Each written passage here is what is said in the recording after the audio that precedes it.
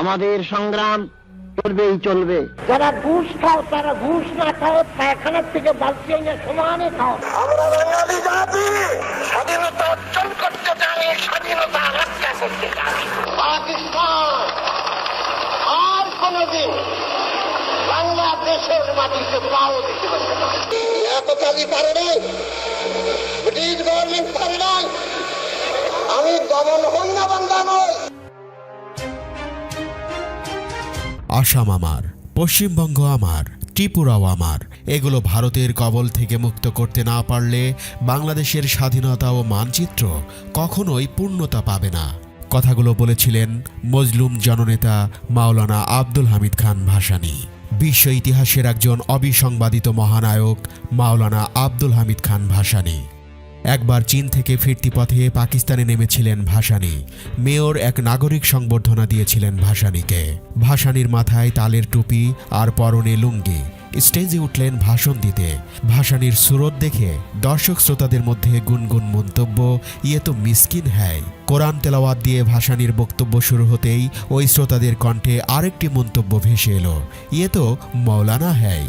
ভাসানীর রাজনৈতিক বক্তব্য শুরু হতেই ওই একই দর্শক শ্রোতারা বলে উঠলেন, আরে বাহ, ইয়ে তো পলিটিশিয়ান হ্যায়। ভাসানী যখন বিশ্ব পরিস্থিতি ও বিশ্ব মোড়লদের শোষণ পীড়ন নিপীড়নের কথা বলতে শুরু করলেন, তখন ওই একই দর্শক বলে উঠলেন, হায় আল্লাহ, ইয়ে তো স্টেটসম্যান হ্যায়। মজলুম জননেতা, উপমহাদেশের রাজনীতির প্রবাদ পুরুষ মাওলানা আব্দুল হামিদ খান ভাসানী। 1957 সালে কাগমারি সম্মেলনে মাওলানা আব্দুল হামিদ খান ভাসানী পশ্চিম পাকিস্তানের দুঃশাসনের বিরুদ্ধে হুঁশিয়ার করে বলেছিলেন, পূর্ব পাকিস্তানের ন্যায়সঙ্গত অধিকার ফিরিয়ে দাও, নতুবা ওয়ালাইকুমুসসালাম। সভা আরম্ভ হবার সাথে সাথেই 144 ধারা জারি করা হলো। পুলিশ এসে আব্দুল হামিদ খান ভাসানীকে একটা কাগজ ধরিয়ে দিল। তিনি বললেন, মানি না 144 ধারা, আমি বক্তৃতা করব। মাওলানা সাহেব দাঁড়িয়ে বললেন, 144 ধারা জারি করা হয়েছে, আমাদের সভা করতে দেবে না। আমি বক্তৃতা করতে চাই না, তবে আসুন আপনারা মোনাজাত করুন, আল্লাহু আমিন। মাওলানা সাহেব মোনাজাত শুরু করলেন। মাইক্রোফোন সামনেই আছে।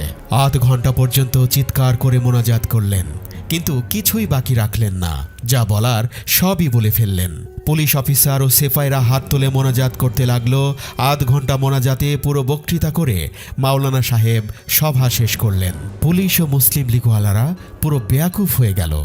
তিনি ছিলেন বাংলাদেশের স্বাধীনতার প্রথম স্বপ্নদ্রষ্টাদের একজন ও পূর্ব পাকিস্তান আওয়ামী লীগের প্রতিষ্ঠাকালীন সভাপতি। শোষিত, বঞ্চিত, নিপীড়িত, অধিকার হারা মানুষের অধিকার আদায়ে সংগ্রামী মহাপুরুষ ছিলেন মাওলানা ভাসানী। ভাসানী এমন একজন নেতা ছিলেন যাকে নিয়ে বিভিন্ন দেশের বিভিন্ন বিশ্ববিদ্যালয়ে আজ পিএইচডি ডিগ্রি অর্জনে গবেষণা চলছে। মাওলানা ভাসানী আমাদের জাতীয় ইতিহাসে এক প্রাতঃস্মরণীয় নাম। সাম্রাজ্যবাদ, ঔপনিবেশবাদ ও আধিপত্যবাদ বিরোধী সংগ্রামের প্রবাদ পুরুষ মজলুম জননেতা মাওলানা ভাসানী। ব্রিটিশ বিরোধী আন্দোলন থেকে শুরু করে উপমহাদেশের নিপীড়িত নির্যাতিত মানুষের পক্ষে তিনি আপোষহীন নেতৃত্ব দিয়েছেন। বাংলাদেশের স্বাধীনতা সংগ্রাম, গণতান্ত্রিক আন্দোলন এবং কৃষক শ্রমিক মেহনতি জনতার ন্যায্য অধিকার আদায়ের সংগ্রামে মজলুম জননেতা মাওলানা ভাসানী ছিলেন প্রদীপ্ত এক আলোকবর্তিকা। তার অবস্থান ছিল শোষণের বিরুদ্ধে এবং শোষিতের পক্ষে। অধিকার আদায়ে তিনি এদেশের মানুষকে সাহস জুগিয়েছেন তার নির্ভীক ও বলিষ্ঠ নেতৃত্বের দ্বারা। তার হুঙ্কারে কেঁপে উঠত অত্যাচারী শাসক ও শোষক গোষ্ঠীর মসনদ। তিনি বাংলাদেশের মানুষের কাছে মাওলানা ভাসানী ও অসংখ্য ধর্মীয় ভক্ত তাকে শুধু হুজুর বলেও সম্বোধন করতেন। 52 ভাষা আন্দোলনে তিনি উল্লেখযোগ্য ভূমিকা রেখেছিলেন। ভাষা আন্দোলনের সময় গঠিত সর্বদলীয় রাষ্ট্রভাষা কর্ম পরিষদের সভাপতি ছিলেন তিনি। ভাষা আন্দোলনে বলিষ্ঠ ভূমিকা রাখার জন্য তিনি কারাবরণ পর্যন্ত করেছিলেন।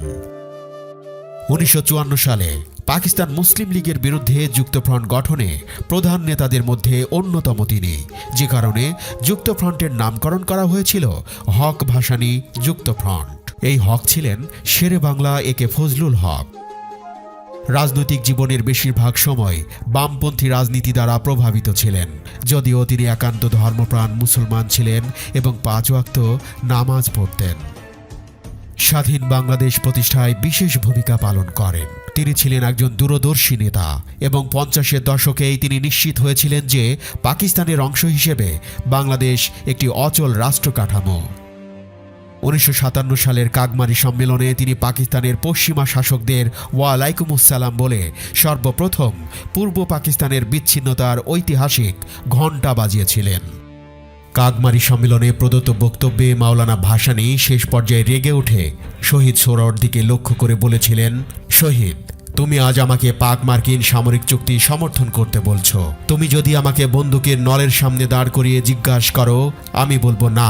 তুমি যদি আমাকে কামানের সামনে দাঁড় করিয়ে জিজ্ঞাসা করো, আমি বলবো না না। তুমি আমাকে যদি আমার কবরে গিয়েও জিজ্ঞাসা করো, সেখান থেকে আমি চিৎকার করে বলবো না না। 69-এর আন্দোলনেও তিনি উল্লেখযোগ্য ভূমিকা পালন করেছিলেন। কৃষক আন্দোলনের নেতা হিসেবে তার রাজনৈতিক জীবনের শুরু। তিনি সবসময় রাজনীতি করেছেন অধিকার বঞ্চিত মানুষের জন্য। দ্বিজাতি তত্ত্বের ভিত্তিতে সৃষ্টি হওয়া পাকিস্তানে তিনি উড়িয়েছিলেন অসাম্প্রদায়িক রাজনীতির পতাকা। দরিদ্র মানুষের মুক্তির লক্ষ্যে আজীবন সংগ্রাম করে গিয়েছেন মাওলানা আব্দুল হামিদ খান ভাসানী। দেওবন্দ মাদ্রাসায় ধর্মশিক্ষা বিষয়ে পড়াশোনা করতে গিয়ে তিনি সংগ্রামী ও দেশপ্রেমিক একদল আলেমের সংস্পর্শে আসেন। ইংরেজ শাসনের বিরুদ্ধে তাদের কাছ থেকে দীক্ষা গ্রহণ করে রাজনীতির প্রতি আকৃষ্ট হন। একসময় আসাম চলে গিয়ে কলকাতার সঙ্গে সম্পর্ক প্রতিষ্ঠা করেন। সেখানকার বিপ্লবীদের সঙ্গে দেওবন্দের মাওলানাদের চেতনার মিল দেখে তিনি এরকম রাজনীতির সঙ্গে একাত্ম হন। বিপ্লবী রাজনীতি শুধু ইংরেজ শাসনের বিরুদ্ধে পরিচালিত নয়, তাদের সৃষ্ট জমিদার, জোদ্দার ও মহাজনদের বিরুদ্ধে আন্দোলনের কর্মপন্থা এটি তাকে বিপ্লবীদের কাছাকাছি নিয়ে আসে। পূর্ব বাংলায় তিনি কৃষকদের নিয়ে ইংরেজ শাসনের তাবেদার শোষকদের গোলা জ্বালিয়ে দেওয়ার মতো অনেক ঘটনার জন্ম দেন। তিনি পরিচিত হয়ে ওঠেন বিদ্রোহী মাওলানা নামে। মাওলানা ভাসানীর বয়স যখন 30 বছর, ওই সময় প্রথম বিশ্বযুদ্ধ চলছিল। ইংরেজ শাসনের বিরুদ্ধে সাধারণ মানুষকে সচেতন করেছেন। তখন তিনি পরতেন পায়জামা ও পাঞ্জাবি। একদিন তার ধর্মীয় গুরু মাওলানা আজাদ সোভানি তাকে বললেন, কৃষক শ্রমিক যা পরে তা না পরে তুমি কিভাবে তাদের বন্ধু হবে? সেই যে মাওলানা ভাসানী লুঙ্গি ও পাঞ্জাবি পরা শুরু করেছিলেন, আজীবন তা বহাল রেখেছেন। মাওলানা ভাসানী 1880 সালের 12 ডিসেম্বর সিরাজগঞ্জের সয়া ধানগড়া গ্রামে জন্মগ্রহণ করেন।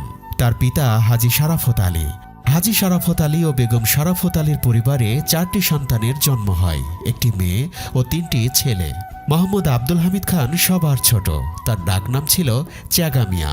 ছেলে মেয়ে বেশ ছোট থাকা অবস্থায় হাজী শারাফত আলী মারা যান।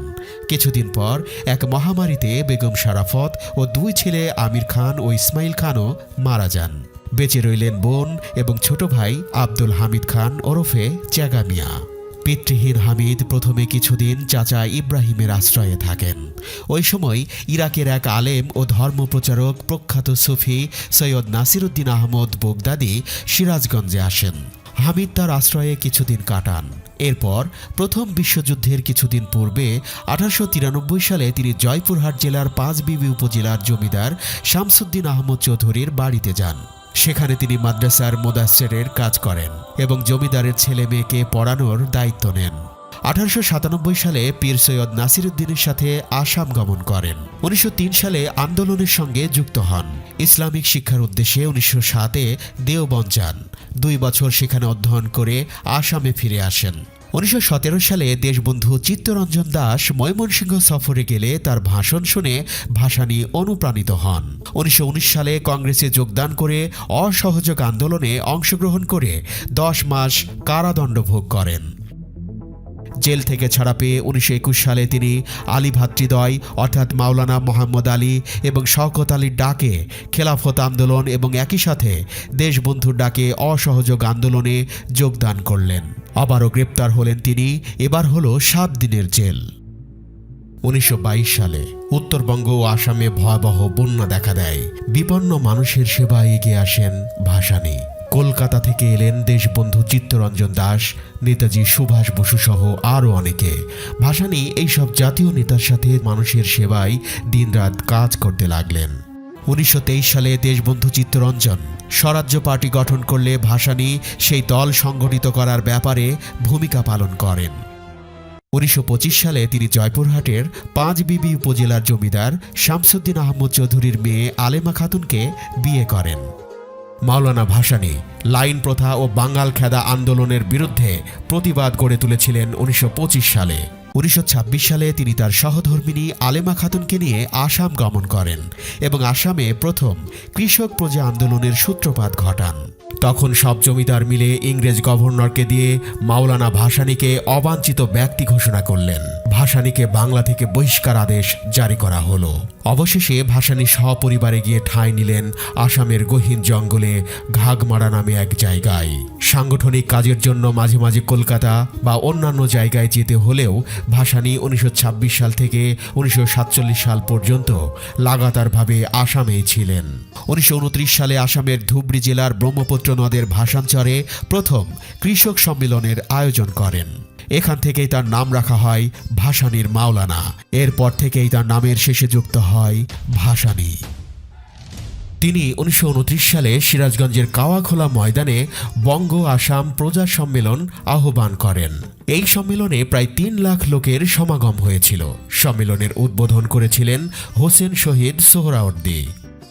1937 সালে ভাসানী আসামের প্রাদেশিক মুসলিম লীগের সভাপতি নির্বাচিত হন। তার নেতৃত্বে আসামের 12টি জেলায় মুসলিম লীগের সংগঠন আরও জোরদার হয়। 1937 সালের নির্বাচনেই আসামের 34 আসনের মধ্যে 31টি আসন লাভ করে। ভাসানী নিজেও আইনসভার সদস্য নির্বাচিত হন। 1938 সালে তিনি রংপুরের গাইবান্ধায় কৃষক প্রজা সম্মেলনের আয়োজন করলেন। 1940 সালে তিনি জননেতা একে ফজলুল হকের সাথে মুসলিম লীগের ঐতিহাসিক লাহোর সম্মেলনে যোগদান করেন।